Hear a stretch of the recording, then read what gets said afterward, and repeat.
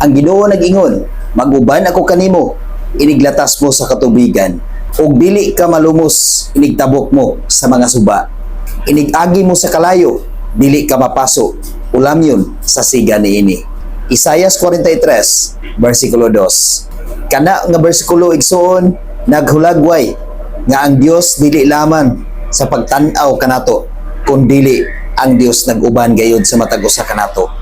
Ubanan kita panahon sa atong mga kasakit, ubanan kita panahon sa atong mga kalisdanan, ubanan kita panahon sa mga pagsulay, mga challenges sa atong mga kinabuhi, aron dili kita malunod, dili kita malumos yan ang mga problema sa atong kinabuhi.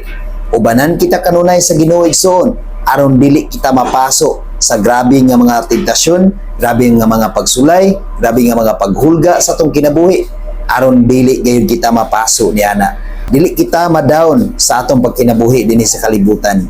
Kung dili ma-overcome nato ang tanan, pinaagi sa tabang sa Dios. Busa dili kita angay mabalaka tungod kay ang iyang pulong nag-ingon nga siya mag-uban kanato. Dili kita pasagdan sa Ginoo igsoon, panalipdan kita kanunay sa Ginoo, aron dili kita malunod sa tunga problema ug dili kita mapaso niya ng tanan. Kung dili mo padayon kita sa pagsimba ngadto kaniya, mo padayon kita sa pagsalig ngadto kaniya, kay siya nag-uban kanato sa kanunay. God bless sa tanan.